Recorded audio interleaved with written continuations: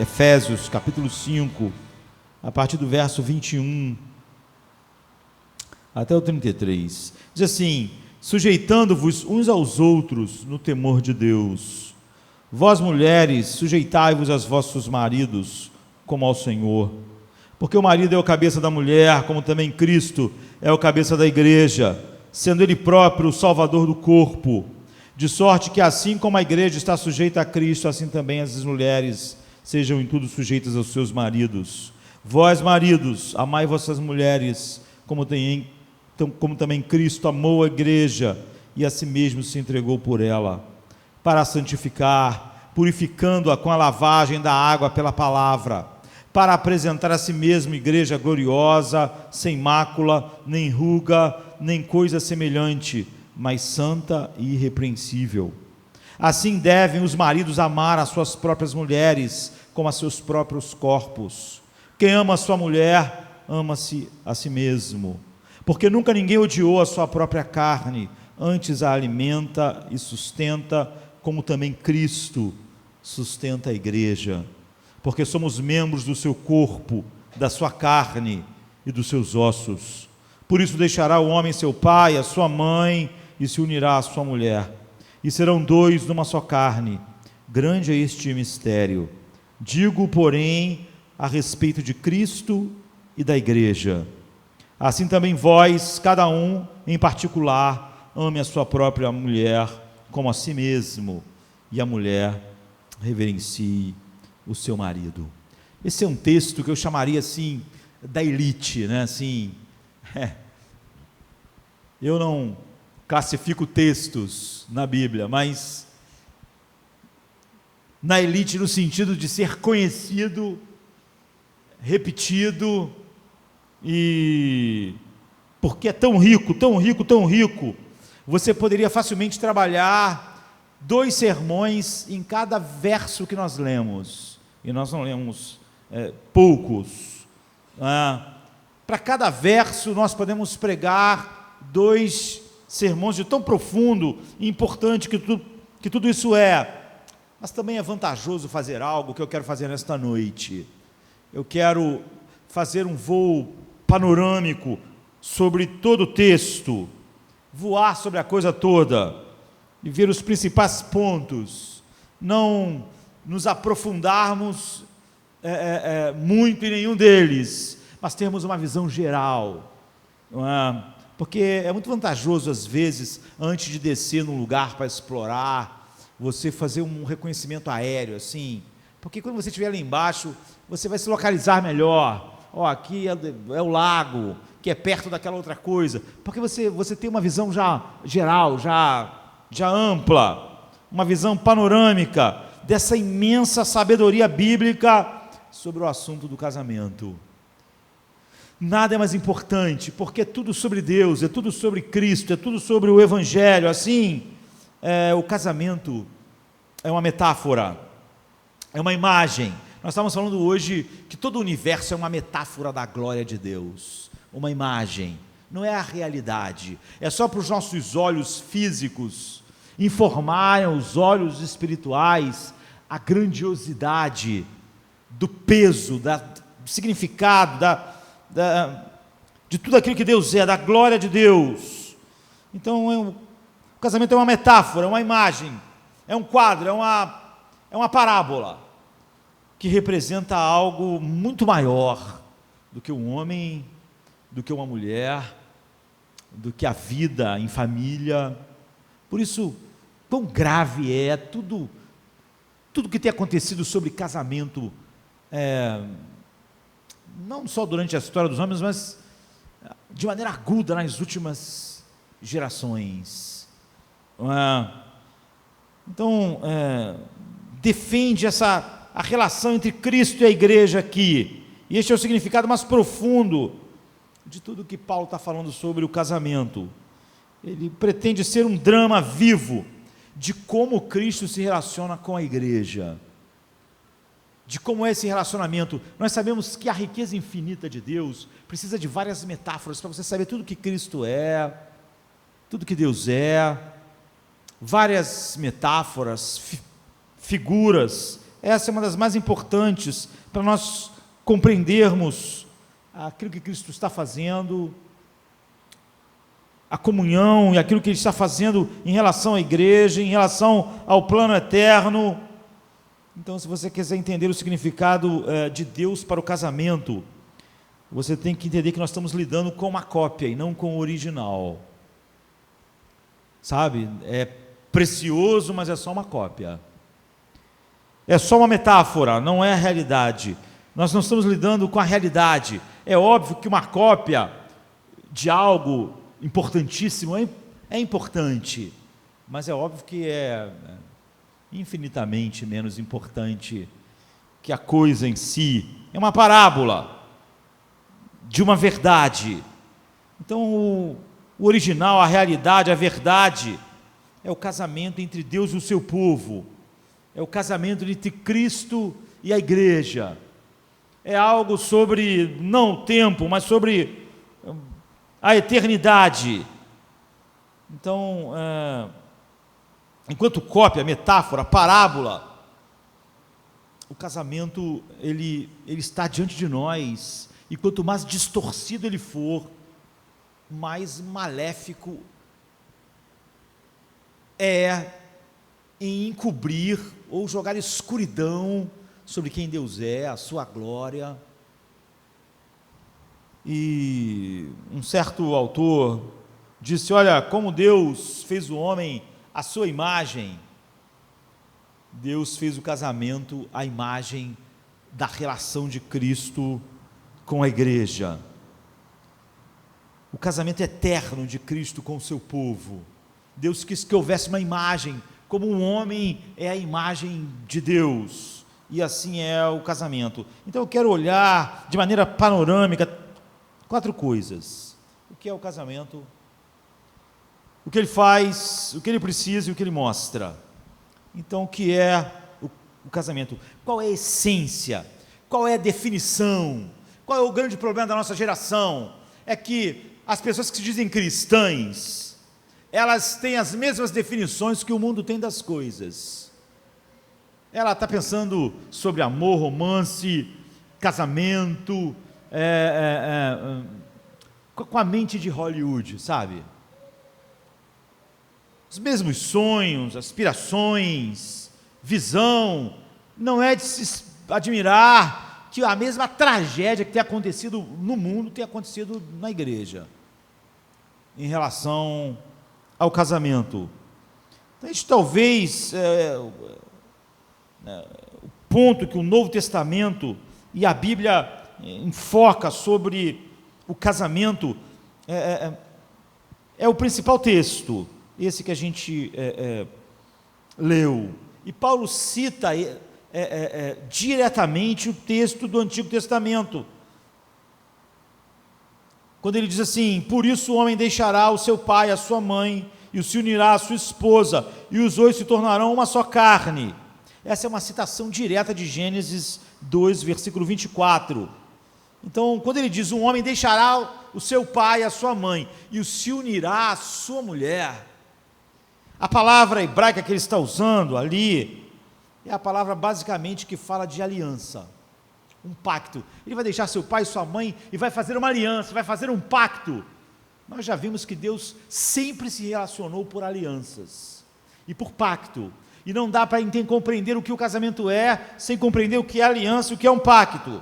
É um compromisso profundo, exclusivo, permanente, legal, pessoal, vinculativo. É uma aliança, é uma aliança. A essência do casamento, então, não é uma declaração de amor presente. Eu já disse que quase sempre virou moda agora as pessoas no dia do casamento deixar os noivos escreverem os votos de casamento. E quando a gente vê, as pessoas acham lindo, mas aquilo ali não tem nada a ver com o casamento. Aquilo que eles estão dizendo, aqueles votos, não são votos, e sempre que eu vejo, eu imagino, devia ser proibido deixar o noivo e a noiva escrever o voto do casamento, porque a essência do casamento não é uma declaração de amor presente.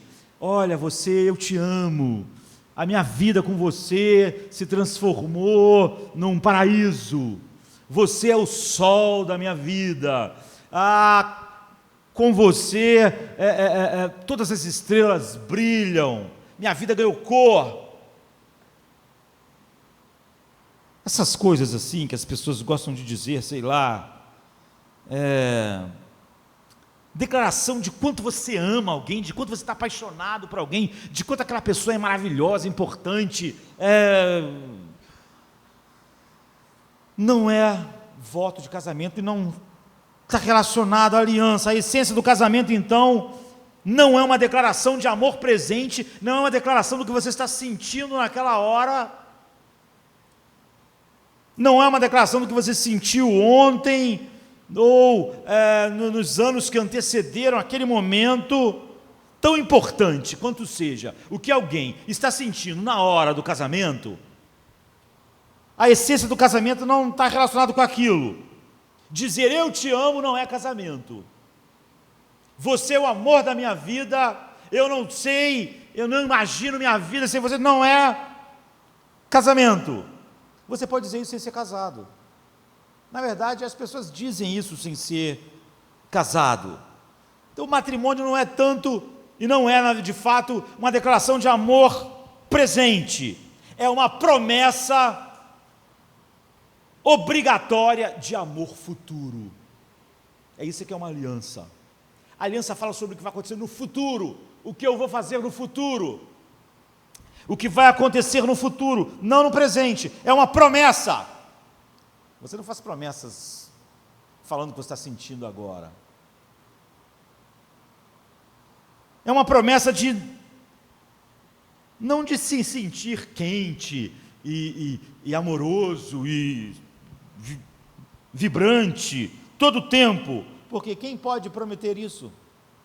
Ou seja, quem pode prometer como vai estar se sentindo minuto a minuto dos próximos 50 anos? Quem pode? Ninguém pode. Seria patético. É uma promessa de que eu vou ser carinhoso e terno, de que eu vou ser fiel, de que eu vou estimar, de que eu vou servir, independentemente de todas as situações da vida, independentemente de tudo que acontecer dentro de mim e de tudo que acontecer fora de mim, eu vou tratar aquela pessoa com amor, eu vou servi-la, vou cuidar dela, independente de qualquer coisa. É uma promessa de que eu vou agir assim, vou tratar assim, no longo prazo da vida. Essa é a essência do casamento, é uma aliança, é o que Deus fez conosco. Eu vou salvá-los. Ainda, outro dia a gente estava meditando sobre o pacto que Deus fez com Abraão. Ainda que eu tenha que morrer, Abraão, ele passou entre os animais, ele fez uma aliança. Ainda que eu tenha que ser despedaçado, eu vou cumprir. Isso é uma aliança. Isso é casamento. O casamento é uma aliança. O casamento não fala como eu vou estar me sentindo. Jesus não estava se sentindo muito doce no Getsemane. Ele estava suando sangue. Ele estava vendo à beira do abismo onde ele ia ser jogado por causa da igreja. Mas ele fez uma aliança. E ele disse que faria aquilo pela igreja. Como ele estava se sentindo? Suando sangue. E o que a aliança dizia? Vá em frente. Isso é uma aliança. Então a essência do casamento é uma aliança, não é uma declaração de amor presente, é uma promessa de amor futuro nesses níveis. Eu não acho que eu tenho que dizer para ninguém aqui hoje, e isso está em completa colisão com a visão que a nossa cultura tem de casamento. E isso está em completa colisão com a visão que as pessoas dentro da igreja têm de casamento. Isso está em completa colisão com o sonho que as pessoas têm de casamento. que não vê que a coisa mais importante é a aliança, quando estamos falando de casamento. Mas eu diria que a nossa cultura diria que a coisa mais importante é a química. Tem que haver uma química para que haja o casamento. E para que o casamento continue, tem que ter uma química. Uma química entre as pessoas. Por exemplo, em 2008, Adam Shapiro, diretor de Hollywood, foi indicado ao Oscar em 2006 por um documentário sobre atletas paralímpicos que jogavam rugby com cadeira de rodas e depois fez outras obras importantes. Dana Shapiro, ele disse que ele tinha vários amigos, casais, estava todo mundo se divorciando, e ele era solteiro, e ele notou, eu devo ter uns 20 amigos que estão se divorciando, e rompendo. Então ele resolveu fazer o seguinte, ele resolveu fazer uma entrevista com 50 pessoas, 50 casais que estavam se separando. Então depois ele fez um filme sobre essa entrevista com essas 50 pessoas. E o nome do filme é Monogamia. Monogamia. E foi lançado em 2010, coescrito e dirigido por ele. Depois eu estava lendo uma entrevista com ele, que saiu no site do New York Times. E ele estava falando, olha, a atitude dele para com o casamento é bastante típica da nossa cultura. Ele disse, olha, há uma dificuldade intratável com a monogamia, que era o nome do filme.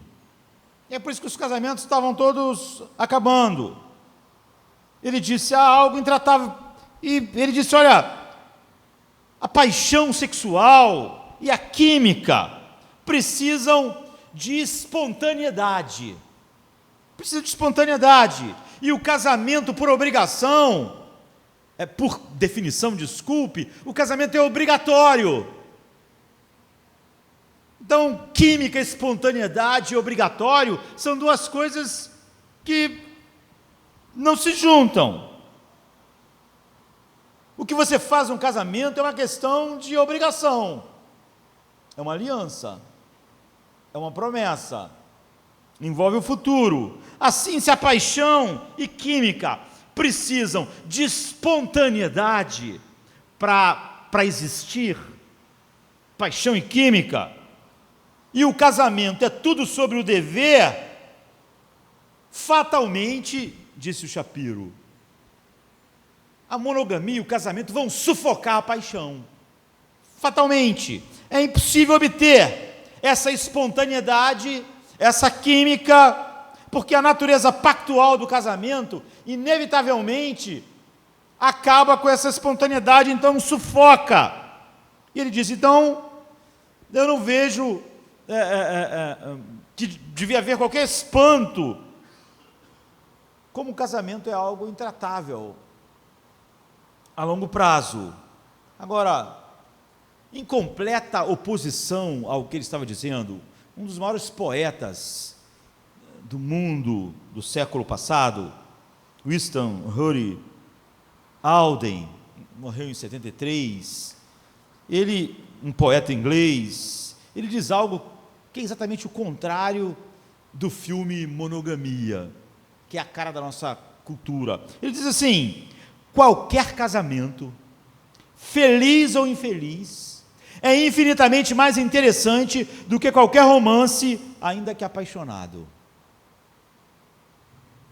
Não é chocante a declaração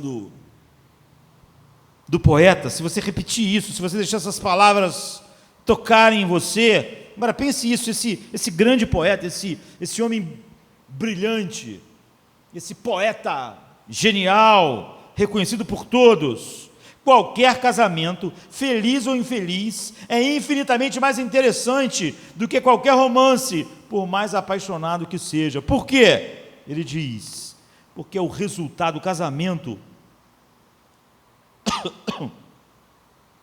não é o resultado involuntário de uma emoção fugaz, mas é a criação do tempo e da vontade.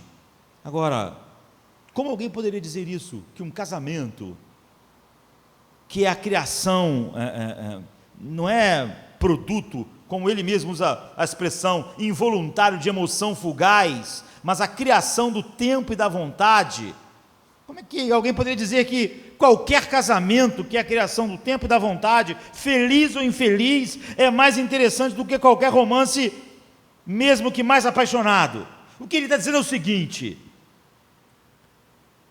Alden, que uma aliança, o pacto da aliança, é mais interessante do que qualquer química.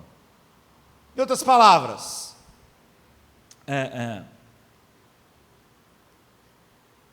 a visão que o mundo tem hoje, que a cultura tem hoje, do casamento e do romance, é totalmente desinteressante quando você olha a realidade do casamento.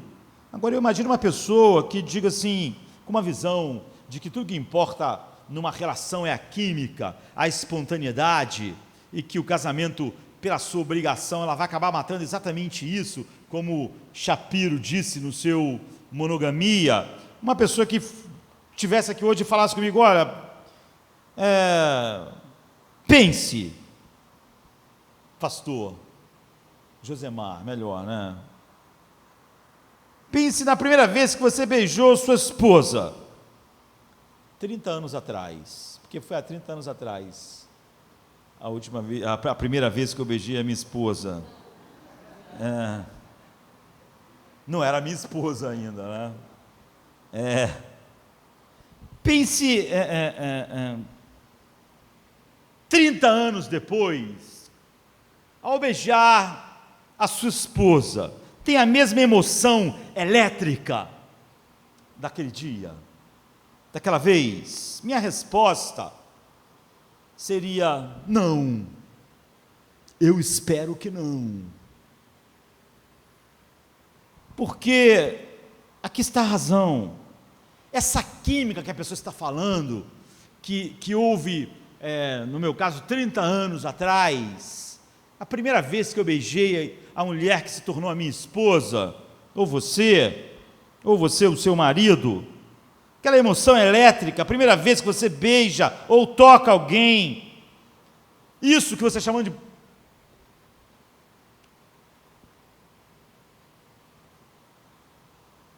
de eletricidade, de química, é só ego. É só ego, é principalmente sobre você. E é por isso que você fica tão animado. Não é realmente nada sobre amor. É tudo sobre ego. O que é tão emocionante e elétrico é que aquela pessoa que você estava achando linda, bonita, interessante, se interessou por você e correspondeu a você. Então, essa profunda necessidade de afirmação que você tem foi alimentada. Essa necessidade que todo ser humano nasce, ela foi ficando cheia. Claro que você se sentiu maravilhoso, mas era tudo sobre você. Era tudo como você estava se sentindo. Era tudo como você estava recebendo algo. Eu quero que você conheça uma emoção, e é sobre isso que a Bíblia diz, incrível de conhecer algo tão mais belo, bonito, que essa emoção elétrica lá que a pessoa descreveu, não pareça nada,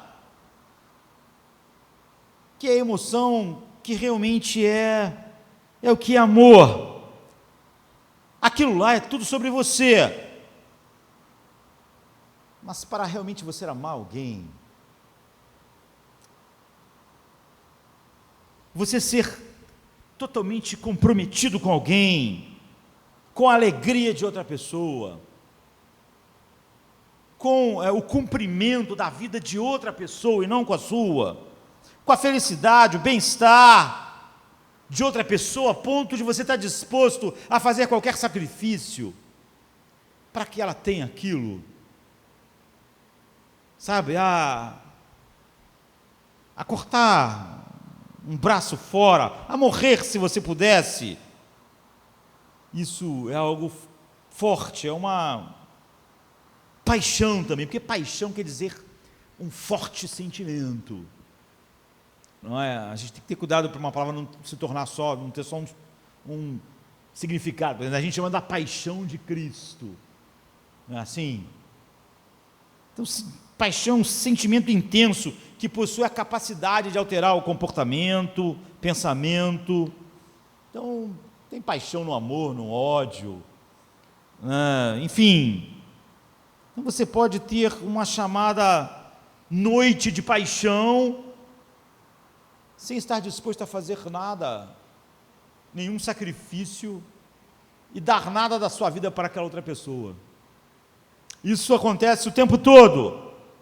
Agora, como é esse outro tipo de paixão que eu estou falando? Perto da qual aquela paixão, aquela eletricidade que a pessoa está falando do primeiro beijo há anos atrás, não é nada. Esse outro tipo de paixão, ela se desenvolve de uma maneira que leva muito tempo. Tempo está envolvido. Primeiro de tudo, você tem que saber quem realmente aquela pessoa é. É óbvio que aquele primeiro beijo, aqueles primeiros momentos, você sequer sabe quem aquela pessoa é de fato, não é? Mesmo quando você está já num relacionamento com alguém, inicialmente, quando você pensa que já está apaixonado por uma pessoa, na verdade, sempre você está apaixonado por sua imagem daquela pessoa, pela imagem que você faz dela. Você não conhece ela. Você projeta uma imagem dela na sua mente, como ela é. Você fica apaixonado por isso, não pela pessoa real. Demora muito tempo para você descobrir quem é a pessoa real. Muito tempo para saber quem é a pessoa real. E é óbvio que para outra pessoa acontece a mesma coisa. Em segundo lugar, você tem que fazer sacrifícios. Você tem que atravessar dificuldades, tem que haver confrontos e reconciliações. À medida que o tempo passa, isso muda as emoções no nosso coração. Daquela pessoa que você imaginou que era, para a pessoa real que agora você ama. O seu desejo por essa pessoa, o seu compromisso de ver essa pessoa florescer, essa pessoa prosperar, mesmo a grande custo para você, se for necessário. Mesmo a grande sacrifício, se for necessário, para ver aquela outra pessoa florescer. Isso é uma paixão muito maior. Isso é amor. Isso é uma emoção também. Mas é uma emoção que, contrastada com aquela emoção do beijo, a eletricidade dos primeiros beijos, aquilo lá, perto disso aqui, é como comparar a foz de um rio com uma poça de lama, de tão diferente. Então, a aliança não química, esse é o sentido da vida. E é por isso que Aldo está dizendo isso. Se você entende o que é o amor, diferente daquela química, daquela explosão lá, daquele primeiro momento, qualquer casamento feliz ou infeliz é infinitamente mais interessante do que qualquer romance, ainda que apaixonado. Ele está dizendo, a essência do casamento é a aliança. não é a declaração do amor presente, é a promessa obrigatória do amor futuro.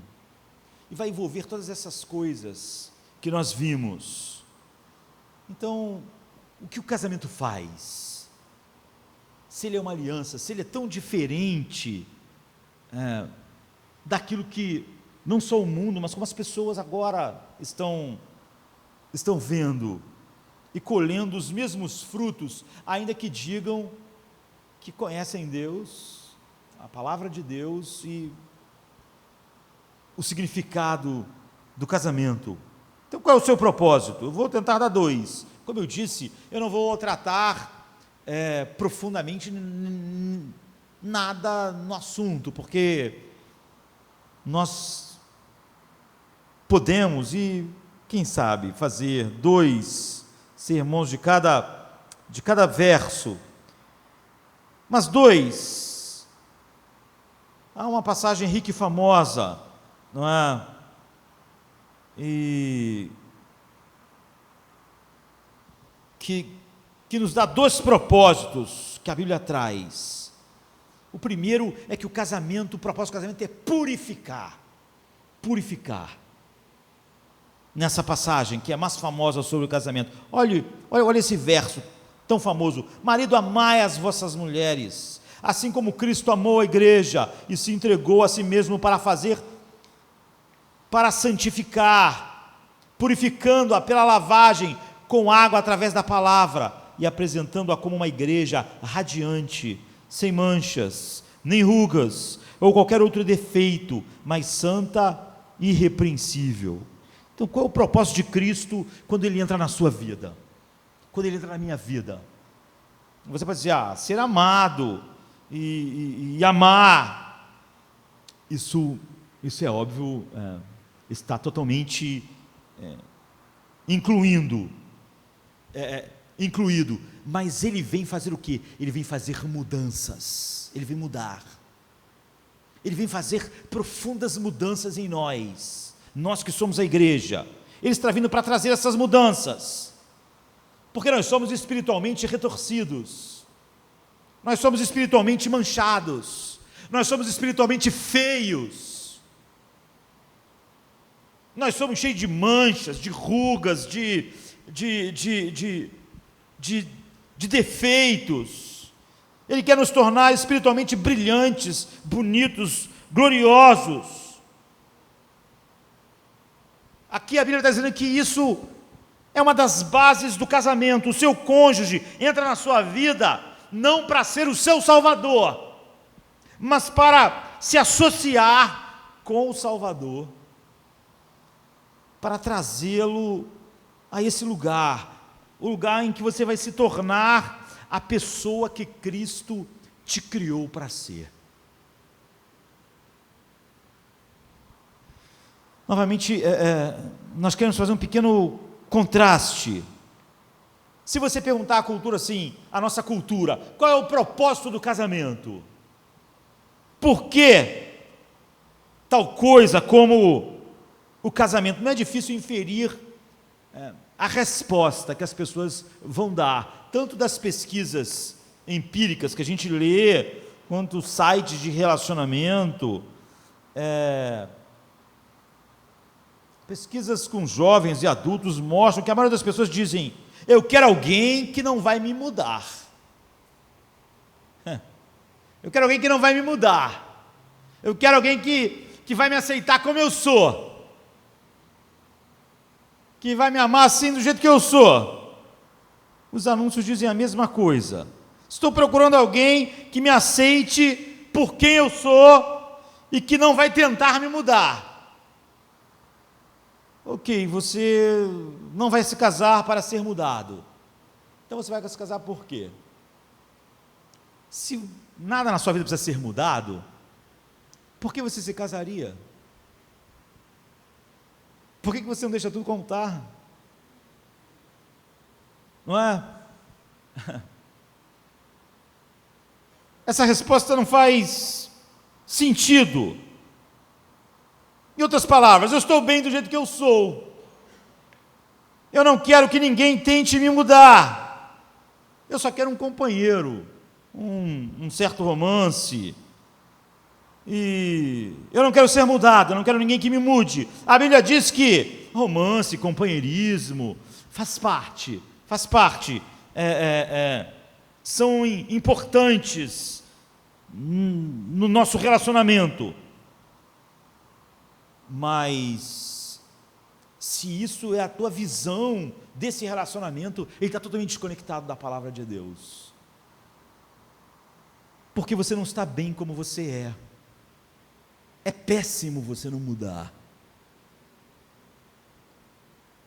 E a tua percepção de que você não deve mudar ou não quer mudar, mostra o quão distorcida está a tua visão de você mesmo. Você é falho.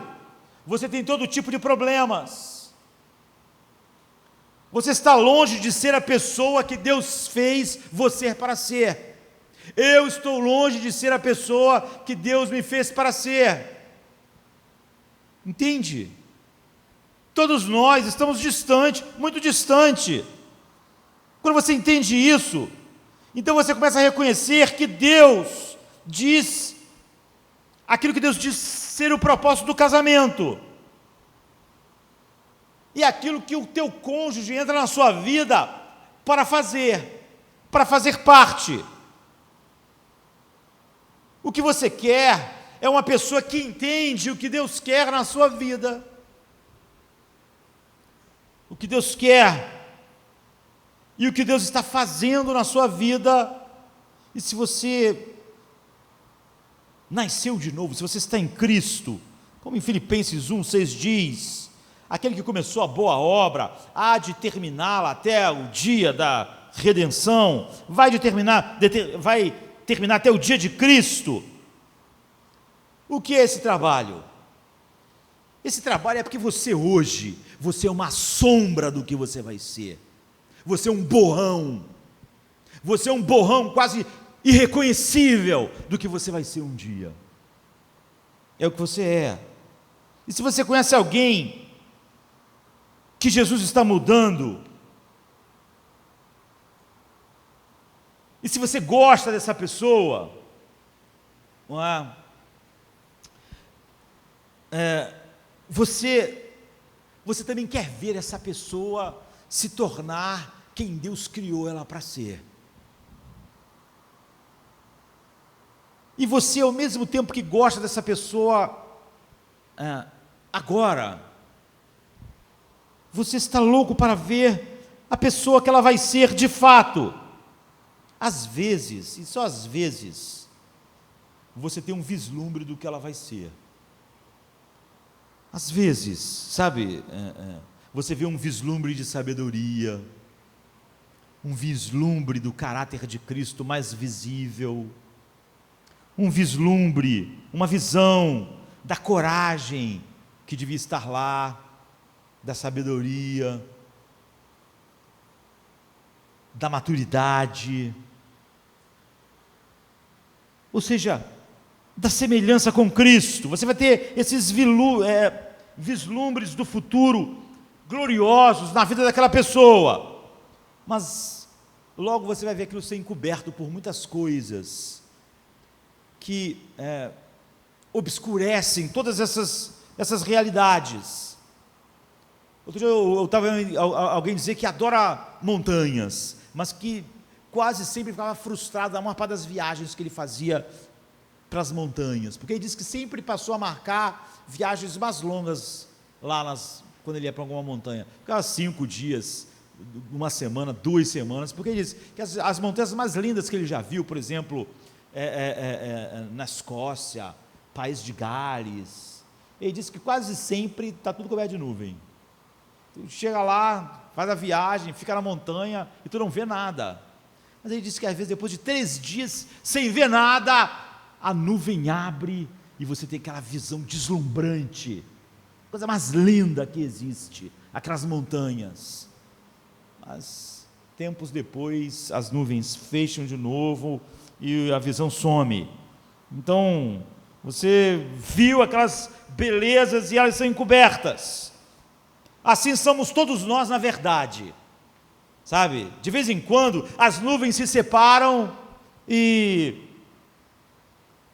você pode ver em seus amigos e irmãos na igreja uma beleza mais radiante de Cristo, do caráter de Cristo, de quem Cristo é. Isso é deslumbrante. Você começa a ver nele aquelas coisas belas que Cristo está trabalhando nele, aquele que começou a boa obra e vai terminar. Você vê algo desse trabalho, você vê algo disso, e é maravilhoso ver o que Deus está fazendo. Mas então normalmente as nuvens voltam, e então você vê suas falhas, seus maus hábitos, seus pecados, que são como aquelas nuvens que obscurecem tudo. Então a questão que nós precisamos na nossa vida, nós precisamos de mudança, nós precisamos mudar, nós precisamos de mudança diária.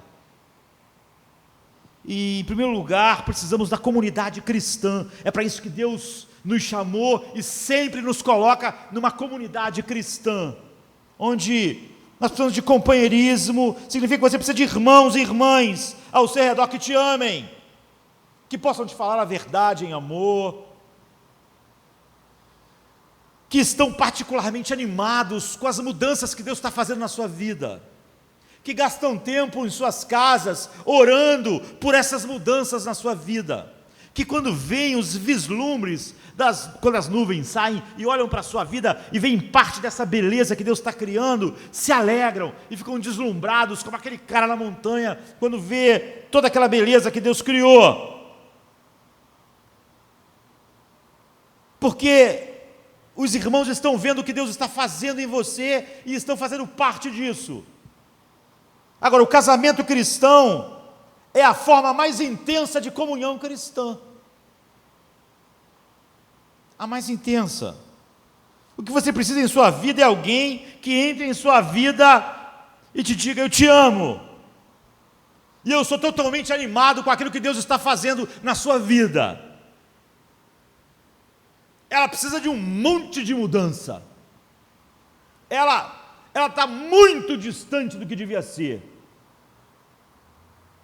Eu vejo a grande coisa que Deus está fazendo em sua vida e isso me anima.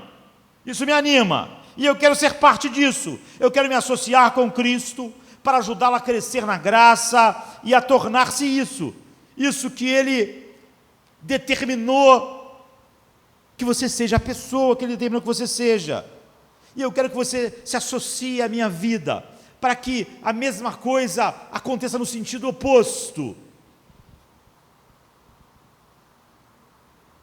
Se associe a Cristo nesse mesmo trabalho na minha vida, para que um dia, nós dois estejamos diante de Deus um dia, perfeitos, tão perfeitos. Quando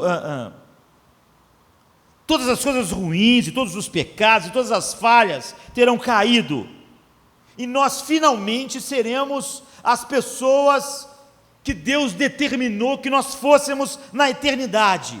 Nós seremos belezas absolutas, e nós vamos nos olhar naquele dia, sabe, eu vou olhar assim para a Cláudia, e dizer: eu sempre soube que você poderia ser assim, essa beleza absoluta, essa perfeição, essa expressão perfeita de quem Deus é. Esse é o objetivo do casamento.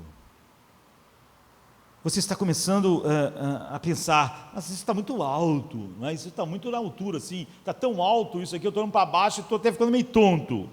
Se realmente é o propósito do casamento, limpar um ao outro, se associar a Cristo, ao Salvador, para ajudar o cônjuge a se tornar glorioso no futuro, como Deus planejou que ele fosse, isso é muito alto.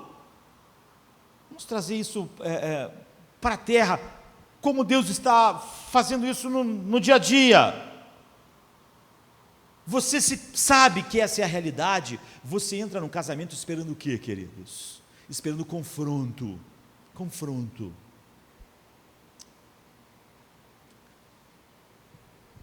Você espera choque. Você sabe que casou com uma pessoa que está muito distante de ser quem ela deve ser, muito distante. É por isso não faz nenhum sentido você pensar, eu quero alguém que não me mude. Tudo que todos nós precisamos é ser mudados. Tudo em nós precisa ser mudado. Nós precisamos de alguém que nos ajude a mudar, que esteja realmente associado, não é, a Cristo, ao Salvador, nessa obra em nossas vidas. E você espera um choque, você espera que o outro esteja te falando a verdade em amor. A verdade em amor, a verdade em amor. Você espera que o outro fale as coisas que precisam ser mudadas em você. Você não vai entrar dizendo, não, eu não quero ninguém que me mude. Você não entendeu nada sobre o casamento. Cristo amou e se entregou à igreja para mudá-la, para transformá-la. Imagina se a igreja diz assim, eu não quero mudar. Tudo que eu quero é ficar como eu sou mesmo. Isso é o oposto do casamento, para mudá-la. Para mudar ela de tal maneira que vai ficar irreconhecível na mudança. Você não vai entrar assim, se você entender o que é o casamento, e no seu primeiro confronto dizer, oh meu Deus, eu não me casei com a pessoa certa, está tendo um confronto aqui.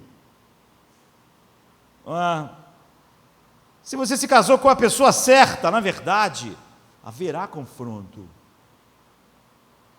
Se você realmente é casado, o casamento vai trazer e vai fazer você enfrentar as coisas mais escuras do seu coração, o seu mais profundo egoísmo,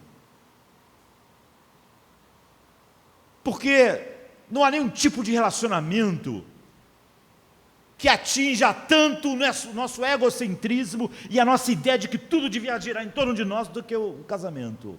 Confronta isso, confronta essa escuridão em nós, vai fazer você enfrentar as coisas erradas em você, que talvez sozinho, quando você podia ir para o canto, ficar sozinho, você podia minimizar.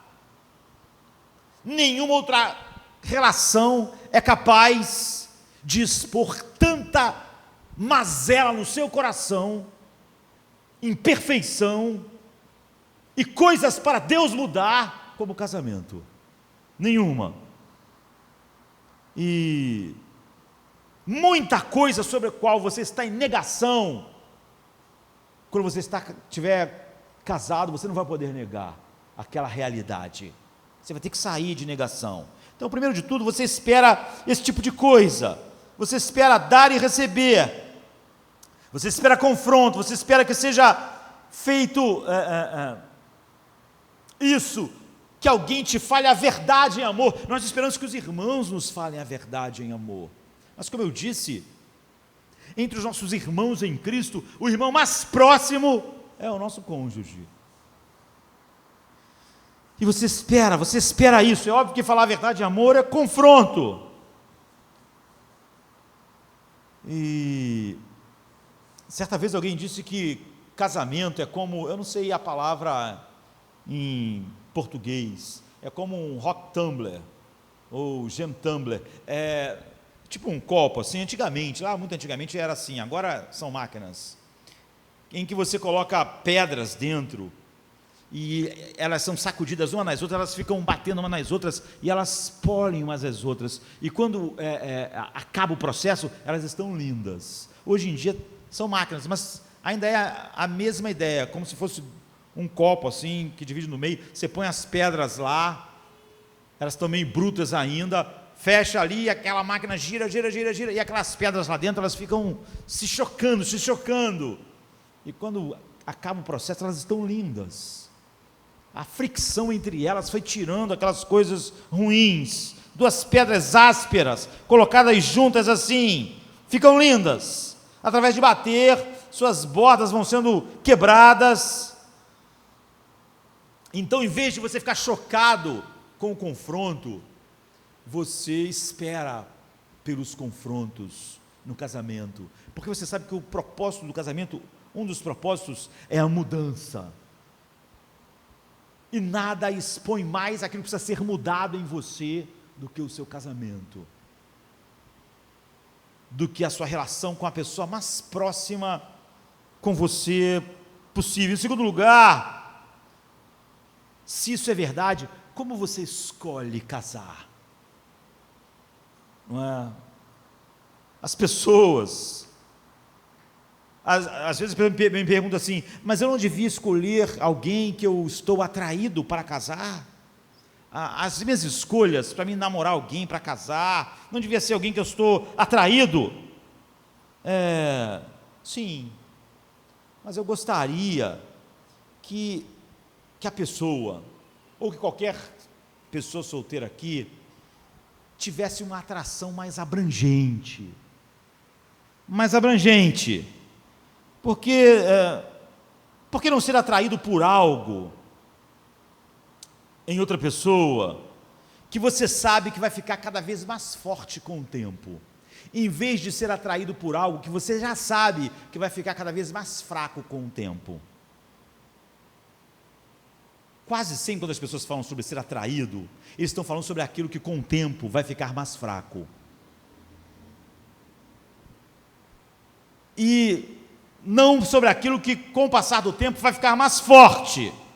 A maioria de nós, quando diz assim, eu quero casar com alguém, como é que é a pessoa que você quer casar? A pessoa começa a falar coisas, quase sempre descreve coisas que com o tempo vão esmorecer, ficar mais fraco, e mais fraco, e mais fraco, à medida que aquela pessoa envelhece. Tem a ver com olhares, tem a ver com coisas assim. Por que não escolher o que se torna mais forte? Por que não ser atraído por coisas que vão se tornando cada vez mais fortes com o tempo? Em outras palavras, em vez de você escolher baseado em olhares, dinheiro, conexões, ou coisas assim, como é tão comum, você pode dizer, eu preciso encontrar alguém que seja o meu melhor amigo, meu conselheiro confiável, nos próximos 50 anos, 60 anos, eu preciso de alguém assim. Aqui está o que as pessoas estão fazendo, vamos que você entre numa sala, onde haja 10 pessoas, que sejam supostamente candidatos do sexo oposto a um relacionamento, e você olha, enxerga essas pessoas lá, então imediatamente com um olhar você descarta 7 dos 10, baseado, é óbvio, naquilo que com o passar do tempo vai perecer. Depois, dos 3 que sobraram, você vai tentar achar entre eles aquele que possa ser o seu melhor amigo, seu conselheiro de confiança, mas provavelmente essa pessoa você já deixou atrás no primeiro corte. Entre os 7 que você simplesmente tirou, por ser atraído por aquilo que com o tempo, inexoravelmente vai se esvair. Quem você está escolhendo? Quem vai ser a sua esposa? Seu esposo? Deve ser alguém que será o seu melhor amigo, o seu conselheiro mais confiável e que vai te levar para mais próximo de Deus possível. A terceira coisa é quando as pessoas dizem, mas precisa haver química. Tem que haver essa química enorme, essa atração grande. Eu digo, bem, sim, mas eu posso dizer que nada é mais atraente do que você ser amado por alguém que te respeita. É uma tremenda química isso. No começo é bastante fácil respeitar alguém por causa de um currículo, ou por causa de determinada aparência, mas você vai descobrir que 10 anos depois, você vai respeitar muito mais alguém que sabe fazer as mudanças certas, alguém que vai estar lá por você, alguém que sabe falar a verdade em amor para você, alguém que vai estar disposto a se sacrificar por você, alguém que vai fazer as mudanças certas por sua causa. É muito mais atraente, tem uma química muito maior. Esse é o tipo de pessoa que você respeita. Nada é mais maravilhoso do que ser amado por alguém que você respeita. Mas aquelas outras coisas, 10 anos depois, o que são? Que tipo de respeito impõe? J.R. Tolkien, do Senhor dos Anéis, né? Ele disse assim: o louvor do louvável está acima de todas as recompensas. E essa é a verdade. Agora repense completamente na busca do casamento, a compreensão à luz do casamento, à luz daquilo que ele foi feito para ser. Ele é uma metáfora, é uma aliança que aponta para algo maior. A outra coisa que o casamento faz, que é tão difícil para a nossa cultura, talvez seja a parte mais estranha para a nossa cultura, nos versículos que a gente leu,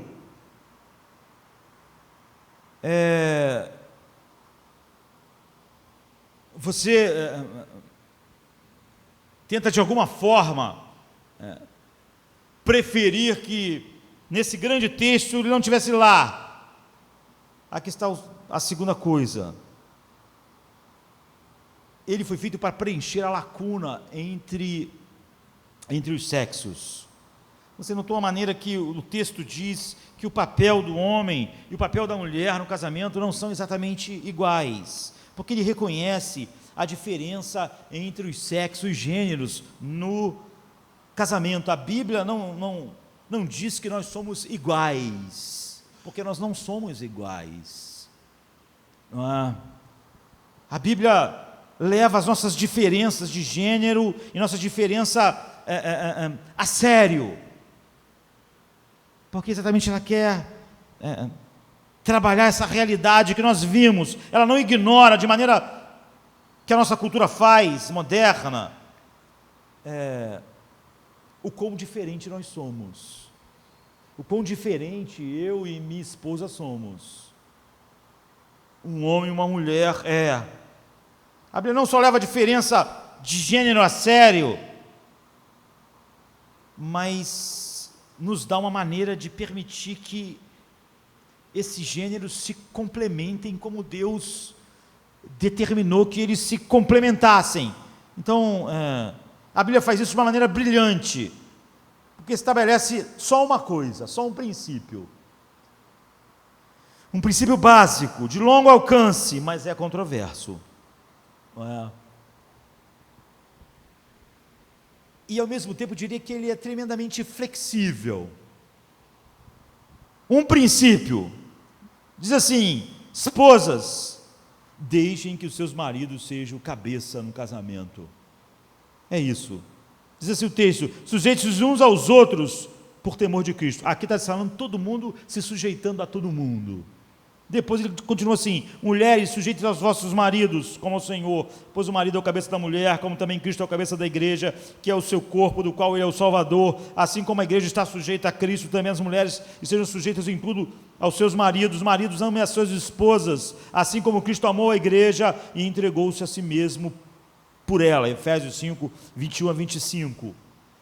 Então, quando o pecado entrou no mundo, ele não trouxe liderança e submissão. Isso não é parte daquilo que o pecado fez. O que o pecado fez foi destruir a humildade amorosa da liderança, transformando ela em dominação hostil. Isso é o que o pecado fez. ou fez o homem preguiçoso e indiferente ao outro,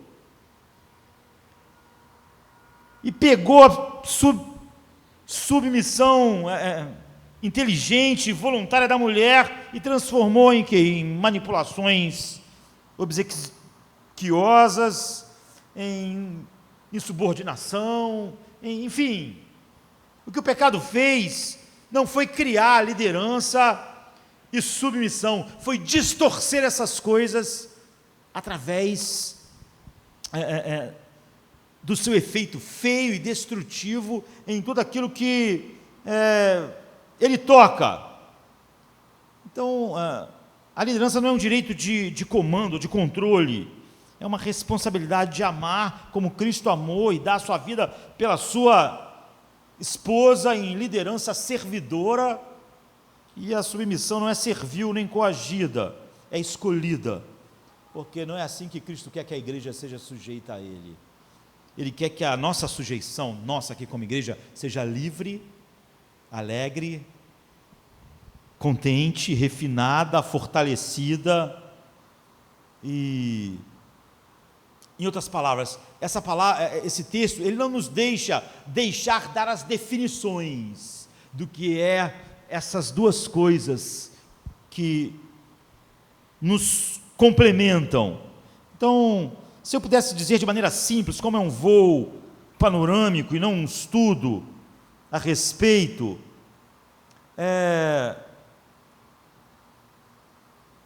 de uma maneira mais simples possível, quando ele está falando sobre o homem ser o cabeça, a liderança, aqui, se você quiser entrar em contato com sua própria diferença de gênero, marido e mulher, e isso ser trabalhado dentro daquelas mudanças que devem ser feitas para atingir aquele propósito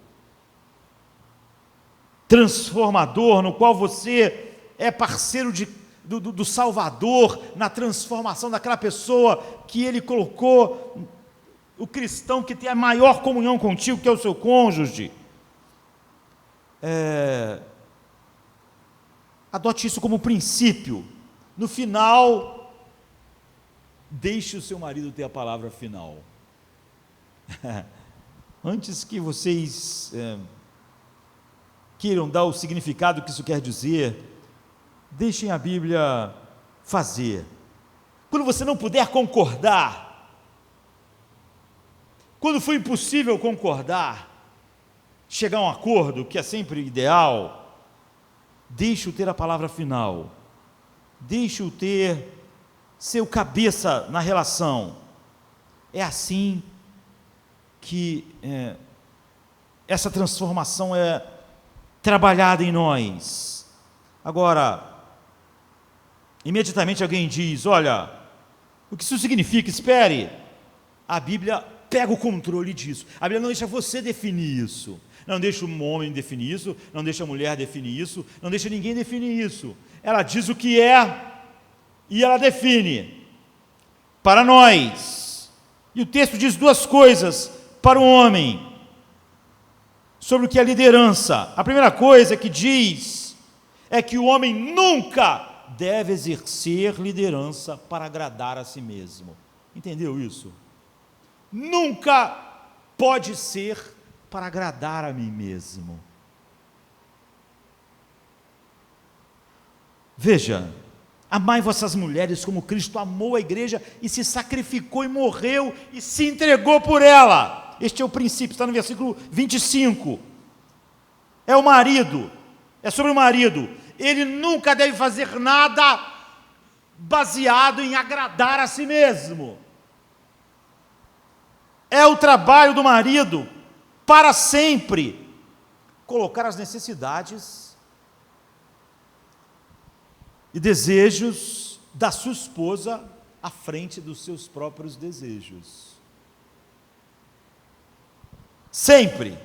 O que isso significa? Vou tentar ser o mais simples possível. Vamos dizer que você vai comprar um carro, então vai pintar a casa.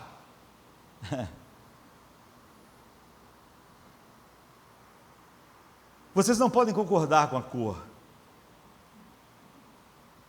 A esposa quer um carro azul, o marido quer vermelho. Vocês não podem concordar, vocês não chegam a um acordo com a cor da casa, com a cor do carro. O marido pode dizer: olha, querida, lembra assim de Efésios 5:22? Então, eu sou o cabeça. É carro azul, é carro vermelho. Mas a mulher pode dizer assim: querido, você lembra de Efésios 5:25? Você deve morrer por mim. Ela está certa. Ela está certa. O ponto é, se você está seguindo Cristo como um marido, você nunca deve usar a sua liderança para agradar a si mesmo. Na verdade, você deve estar sempre tentando encontrar maneiras em que colocar os desejos e as necessidades da sua esposa no lugar da sua própria. Claro que você deve deixar ela ter o carro azul, se é isso que vai dar alegria a ela. Esse é o seu trabalho.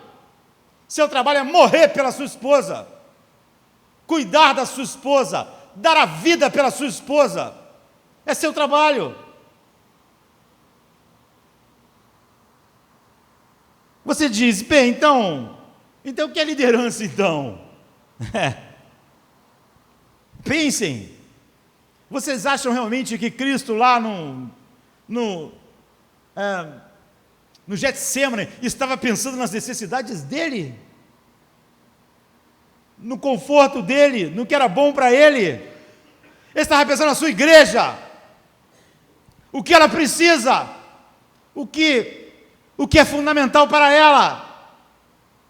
Ele nunca está operando de forma oposta. Você pode pensar: então o que é liderança? Você só anula, ou seja, você só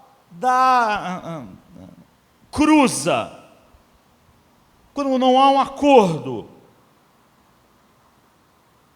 quando você vê que aquilo não será bom, será destrutivo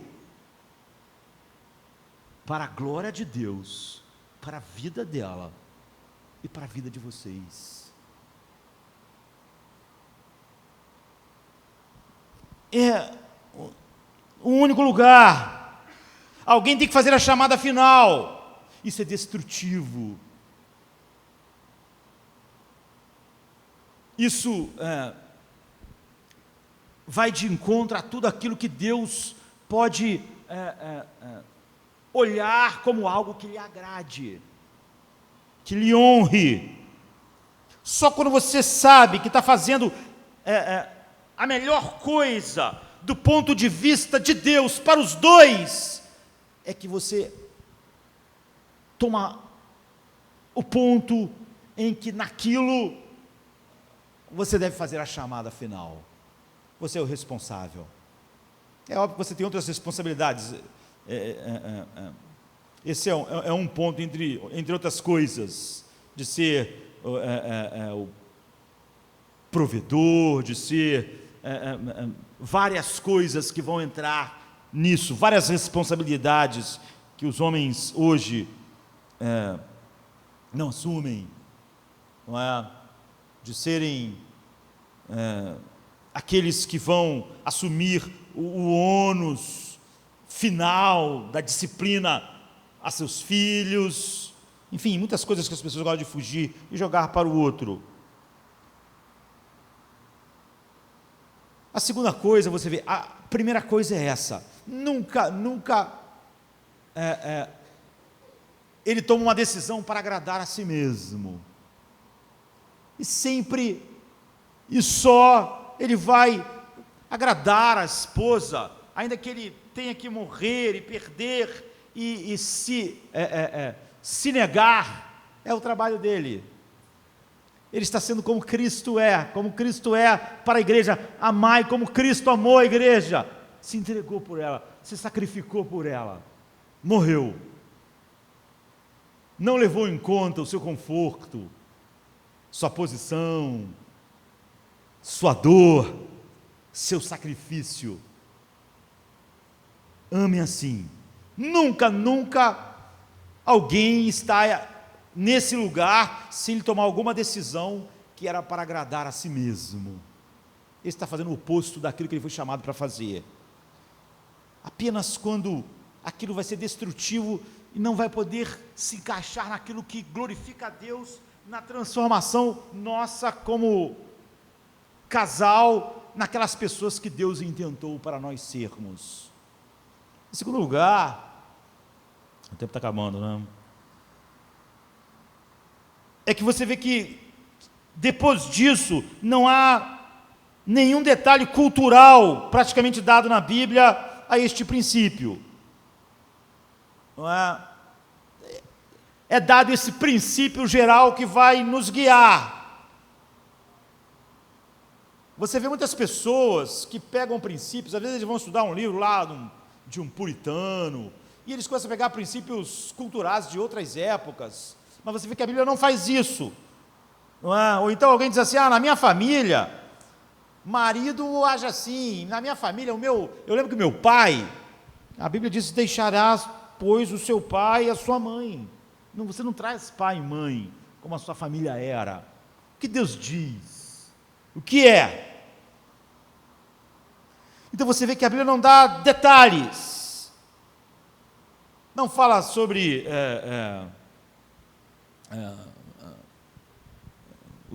os cheques, o trabalho, como a divisão das coisas acontece, não fala a respeito disso. Por quê? Porque a Bíblia está dando um princípio para todos os lugares, todas as culturas, todas as épocas, todas as gerações. E é óbvio que esses detalhes culturais, eles iam mudar de tempo em tempo, então a Bíblia não faz isso, ela está dando uma ordem que vai servir para daqui a 1000 anos, serve para agora, serve para 1000 anos atrás. Portanto, você nunca deve deixar ou trazer de outro lugar ou de outra época detalhes culturais para cá, onde a Bíblia não colocou. A Bíblia está dizendo que você não deve rejeitar esse princípio, esse é o único princípio que ele estabeleceu, de um homem como cabeça, nesses moldes claros que a Bíblia determinou de como um homem deve agir. E você vai trabalhar a partir disso, a partir de essa liderança servil, pronta a morrer, se sacrificar, se entregar. Você vai trabalhar com base em suas personalidades, temperamentos, tempo, lugar, cultura. Você trabalha. Não ouse dizer, como eu disse, na minha família. Não. É aquilo que a Bíblia diz para nós, e nós agora podemos aplicar isso em nossas vidas, levando em conta quem nós somos, encontrando naquela lugar de limar pedra com pedra o ponto ideal em que isso funciona. Em quarto lugar, como é possível viver isso que nós acabamos de dizer, do início até agora? O apóstolo Paulo não está falando sobre casamento nesse texto. É estranho falar isso, porque eu acabei de falar que ele está falando sobre o texto talvez mais famoso sobre casamento. O apóstolo Paulo está falando sobre ser cheio do Espírito Santo. Esse é o tema do apóstolo Paulo. A Bíblia diz que o casamento vai funcionar e você precisa, para que ele funcione, de uma habilidade baseada no Espírito Santo, baseada no Evangelho. Eu vou falar, precisa de algo chamado amor-filantropia. Essa é a chave para o casamento.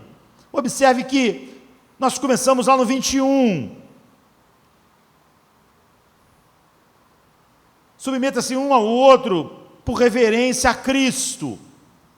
Mas essa, na verdade, é a última cláusula de uma longa frase do apóstolo Paulo, que gosta de frases longas, que começa no versículo 18. Começa assim: não se embriagueis com vinho que leva à libertinagem, mas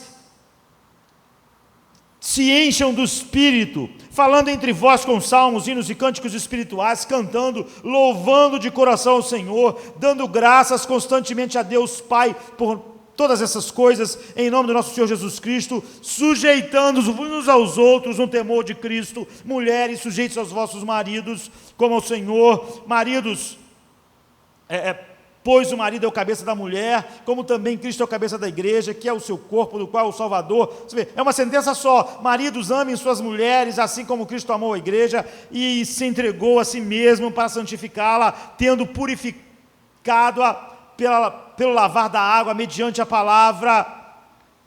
Então, em Efésios 5:8, Paulo diz: enchei-vos do Espírito. É sobre isso que ele está falando. Ser cheio do Espírito é realmente ter aplicado em nós aquilo que Jesus disse em João 16. Ele diz assim: mas quando vier o Consolador, que eu, da parte do Pai, vos hei de enviar, aquele Espírito de verdade que procede do Pai, ele testificará de mim.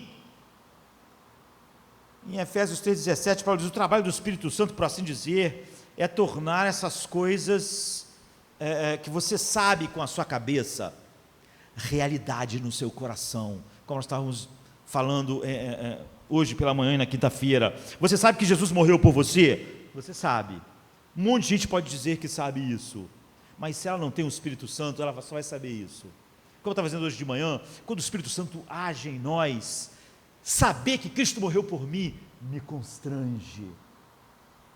Você sabe que Ele te amou e morreu por você, você pode dizer: eu sei, mas o Espírito Santo toma o que Jesus fez na cruz e torna verdade existencialmente dentro de você, de tal maneira que aquilo te controla. É isso que o Espírito Santo faz, é por isso que ele foi dado. Se alguém não tem o Espírito Santo, ele pode crer mentalmente nas coisas, mas isso não é a fé que salvadora.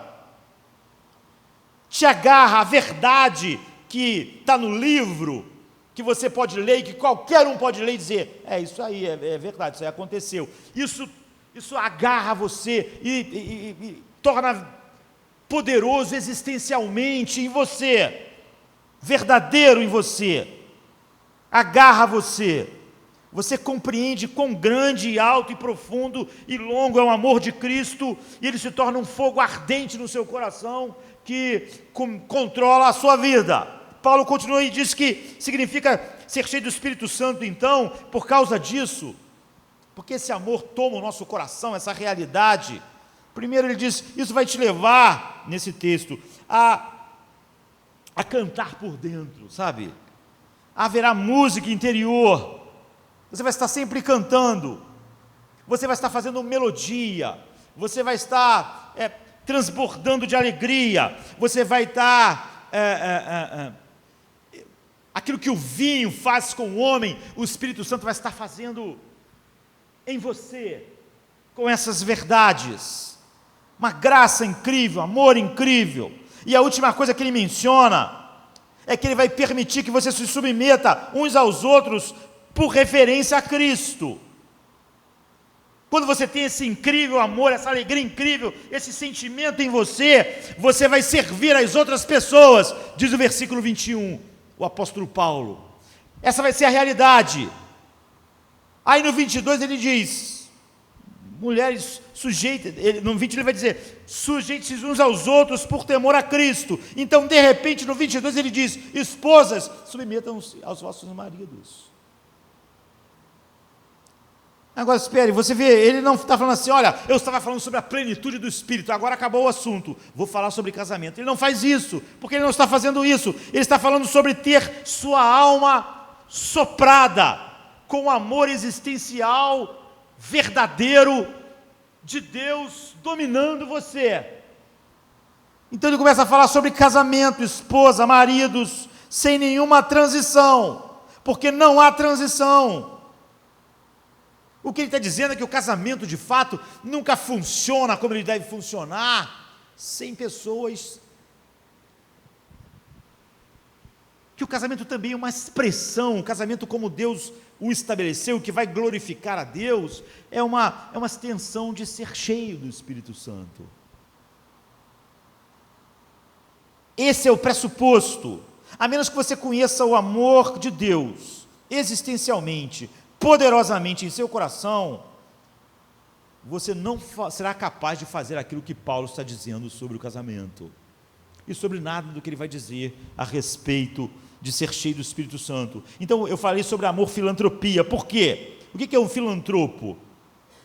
É alguém que ganha tanto dinheiro, que ele resolve colocar o dinheiro dele em algumas coisas, fazer um museu, artes. Aquilo não é um investimento, não tem retorno, mas é porque ele está recebendo tanto dinheiro, que ele pode fazer isso.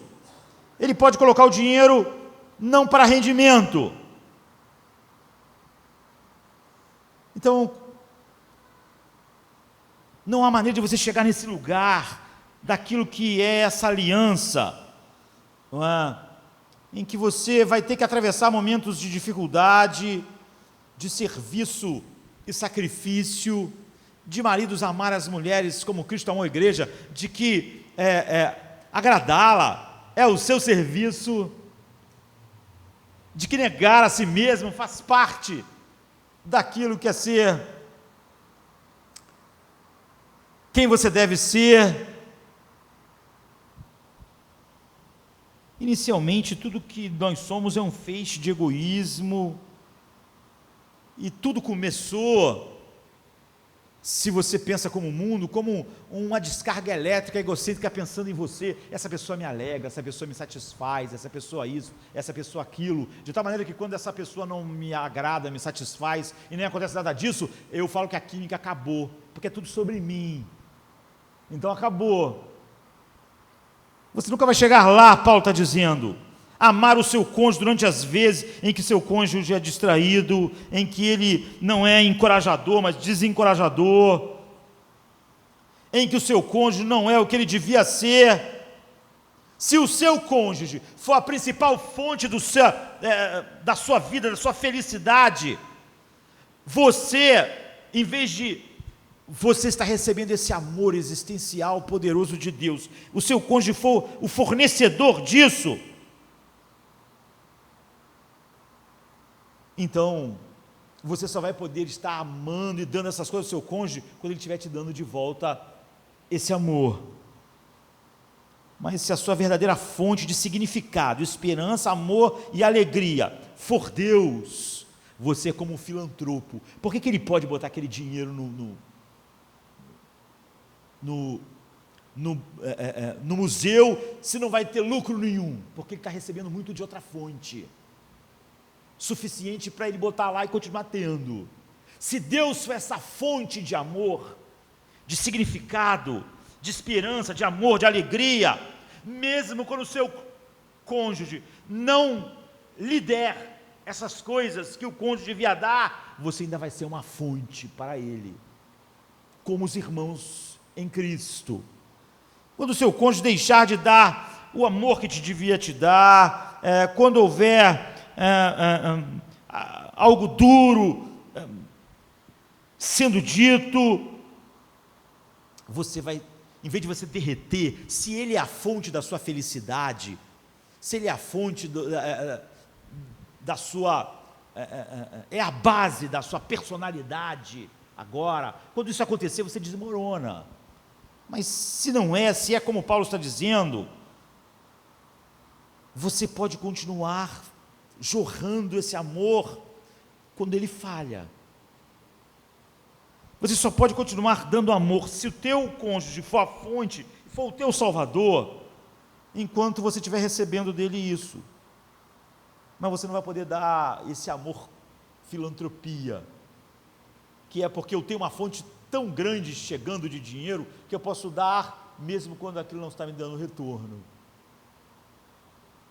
Você não tem nenhuma outra fonte. Então, por você não ter nenhuma outra fonte, quando o seu cônjuge falha, quando ele te critica, quando ele não é quem devia ser, quando ele passa por um momento em que ele não é quem ele de fato devia ser, você vai quebrar. Ou você vai dizer, eu não vou ser o cônjuge que eu devia ser, porque você não está sendo o cônjuge que você devia ser. E o poder que eu recebia para ser o cônjuge que eu devia ser, vinha de você. Então agora, eu também não vou ser, e a química está se esvaindo. Mas se você ama a Deus mais do que a sua esposa, então você vai amar seu cônjuge também. Se você conseguir todo esse amor de Deus, vai haver esse amor filantropia em você. Então, durante esses tempos de secura, você será capaz de amor, filantropia, você vai ser capaz de jorrar amor, porque você tem uma fonte maior de amor. É por isso que Paulo está falando a respeito, na verdade, de ser cheio do Espírito Santo. Você vai ser capaz de amar, mesmo quando não está recebendo o devido amor de volta. Você vai ter essa incrível habilidade. Ela vem do Evangelho, ela vem do Espírito Santo, ela vem do Evangelho real, ela vem de nós sermos cheios da plenitude que flui de Deus em Cristo para nós. Agora, o que é o Evangelho? Para qual o casamento aponta? Jesus Cristo é o cônjuge perfeito. Você vê o amor conjugal de Cristo. Ele nos criou, Ele nos tem por criação, mas o Pai deu a Ele um povo, e esse povo foi horrível com Ele. Ele veio para a terra, Ele se esvaziou por causa de nós. Por isso falou para os maridos amarem como Cristo amou a igreja. Ele foi para a cruz, Ele se entregou por nós. Maridos e esposas, olhem como Cristo amou a igreja. Esse é o último amor conjugal. Esse é o verdadeiro amor conjugal. Esse é o paradigma do amor conjugal. Quando Ele estava lá em cima na cruz, nós éramos cônjuges horríveis, matando-o, traindo, negando, zombando dele.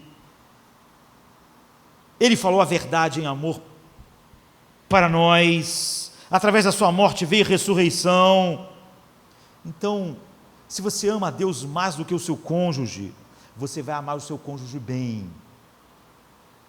E se o seu cônjuge é a principal fonte de amor na sua vida, você não vai poder amá-lo bem, porque ele vai falhar tantas vezes, e como ele é a fonte, você não vai ter nada, porque a fonte não vai estar jorrando.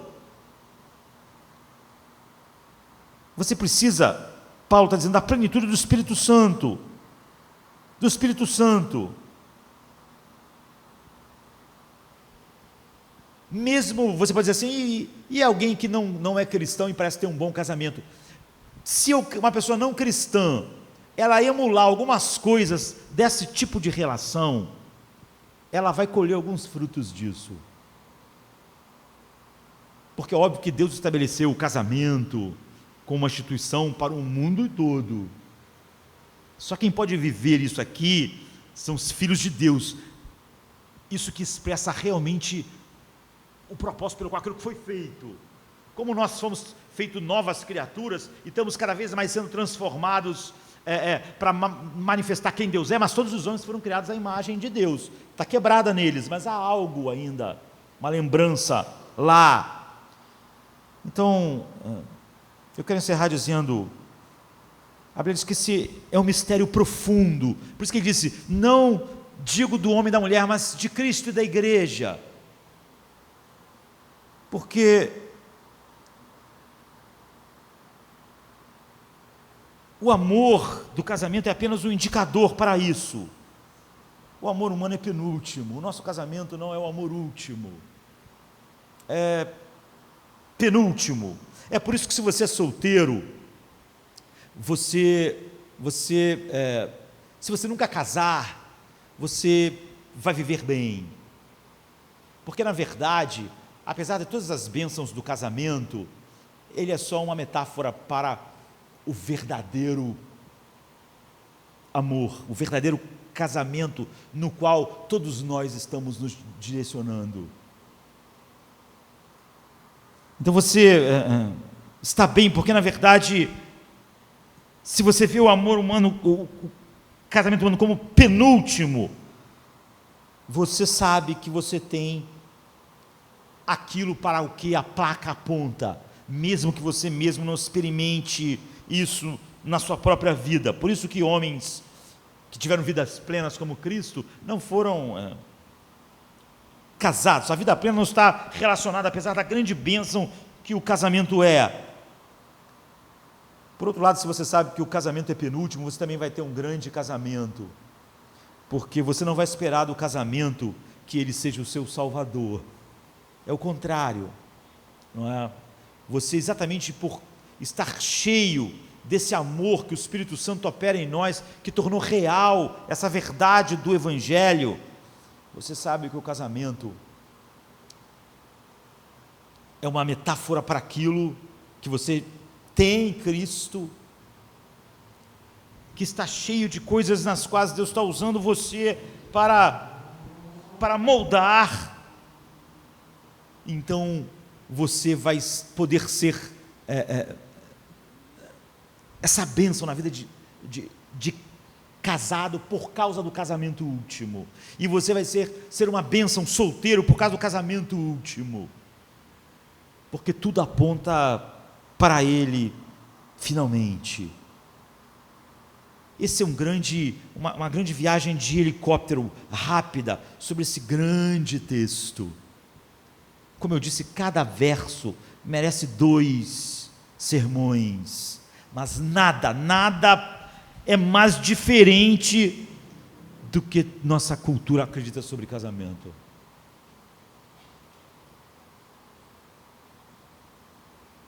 Quase sempre, quando eu estou fazendo um casamento de cristãos,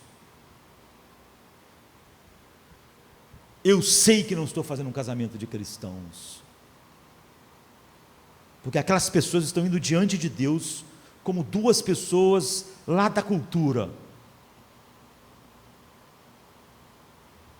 Elas gastaram anos se preparando para casar, juntaram dinheiro, salão de festa, se endividaram, mas elas nunca pararam para entender o casamento, nunca.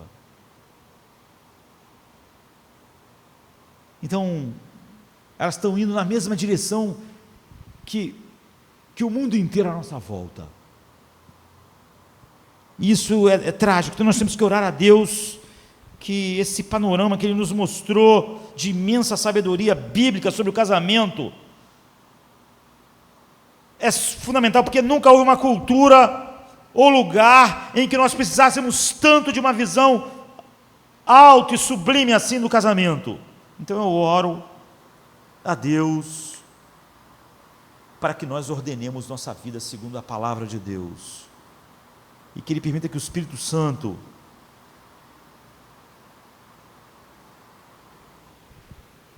nos faça ver que todos nós precisamos cada vez ser mais cheios do Espírito Santo, e os nossos casamentos estão indicando se nós somos cheios do Espírito Santo, porque parte da descrição que Paulo faz de um homem cheio do Espírito Santo está o casamento. Ele não estava falando sobre casamento, estava falando sobre ser cheio do Espírito Santo. E quem é cheio do Espírito Santo está sendo guiado por isso e não pela cultura à sua volta. Vamos ficar de pé, vamos orar.